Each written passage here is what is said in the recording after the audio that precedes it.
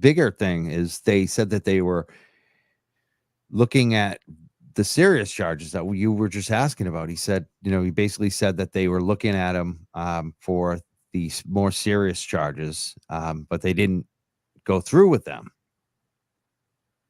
And I've been told the part of the reason is because Sandra's no longer around to testify, but they have the proof. They have the text messages. There are text messages that say that Matthew says that he took her virginity. And they also talk about when they first hooked up when she was 15. Why has he not been arrested? It makes no sense. Like I said, if they interviewed every child that went through the Explorers program, especially the ones that were in the program with Sandra, they might be able to find somebody. Matter of fact, I know somebody who came out to me and said that they said that they wouldn't come forward with their information, and they gave me limited information, but they said they knew of 2 other girls. I don't know if that's true. And they said that they were friends with Sandra. This person told Sandra to be very careful because what they were doing was wrong. And Sandra made this person promise that she would never say anything. And this person said to me that they want to honor their promise to Sandra even in her death. And I was like, the best thing you could do for her is to tell the truth about what went on. But people are scared. You got to think of it. Who are you coming forward to? The police investigating the police. It's scary for people to come forward and speak to the police just as a regular witness. But when you're coming forward and testifying against a police officer, that's even more scary for people. And they don't want to get involved, unfortunately. I totally get it. I get the pressure.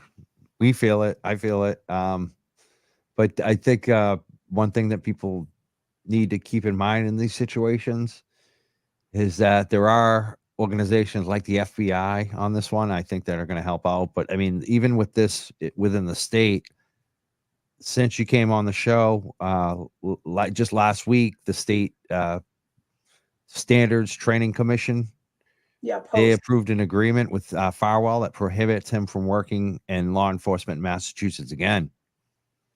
I mean, there is some things that are happening. So yeah, I think if more people speak out, the more afraid they are because they're going to actually suffer. Like they can't get away with it. And because you've been speaking out, this happened with, I believe with the post-standard training thing. What do you think about that?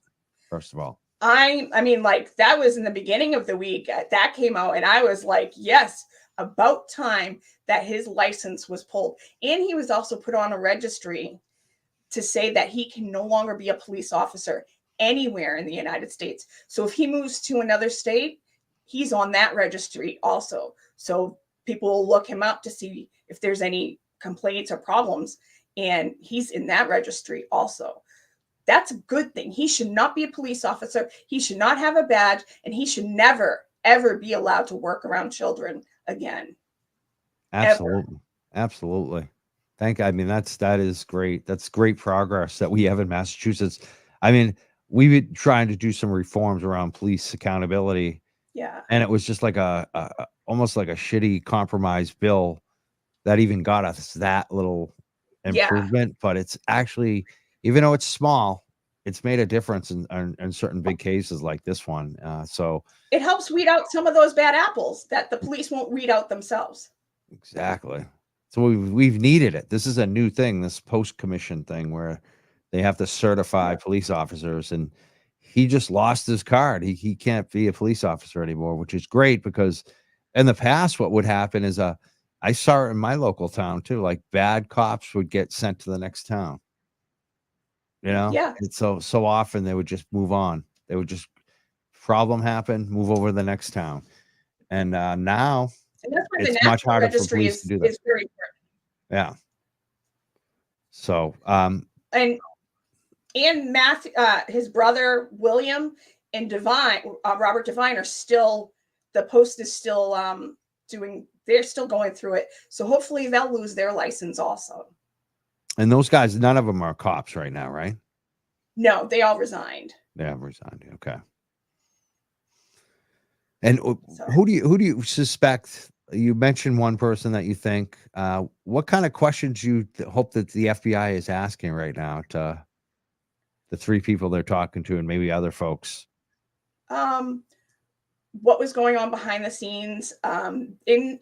If in the reports, there are 2 instances that I know of that they got into physical, like he pushed her up against a wall. This is weeks before she died. And there was another incident where he told her, either, it said, the person couldn't remember the exact wording, but it said either I hope you die or I hope you kill yourself. Well, if somebody says that and then a couple weeks later the person ends up dead, that's an issue. That's a big issue. So those are things that I hope these questions are being asked. Did Sandra confide in anybody about what was going on? Like I said, she was very secretive about stuff, but there were some people she was talking to.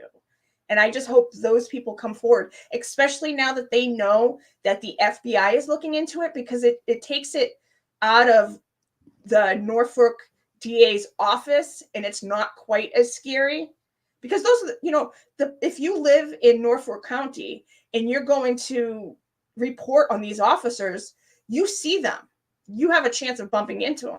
But if you go to the FBI, it's a little less. I mean, it's scary to think to go talk to the FBI, but it's a little less scary because you're not dealing with the local police department who knows these officers, and there's intermingling. Like I said, there's a photo of Robert Devine with Michael Morrissey, so that they know each other and stuff like that. Well, he's banned from the post. The commission banned him from being a police officer. I mean, he still has his freedom. He's walking around, he's hanging out with his wife and kids, and, they're probably going to have a lovely Easter tomorrow. And, Sandra should be here with her child having a lovely Easter tomorrow with her family. So, yes, he's not convicted of a crime, but he is not allowed to be a police officer because we allow police officers to have so much agency over our lives. We give them so much power in our communities. And with great power, you have to be able to do the correct duty that you've been sworn to do. We're allowing you to carry guns and police us and, stop us and infringe on our lives, pull us over, give us tickets and all these things. And he can no longer do that because he does not deserve the honor of being a police officer. He's given up that right. So now we just need a conviction in a court of law. They're two separate forms of holding him to account. This is just the beginning. Now we need them to charge him, and hopefully we can get some justice that way in a court of law. But this is a huge step in the right direction with his license being taken away. And now with the FBI looking into Sandra's case. Absolutely.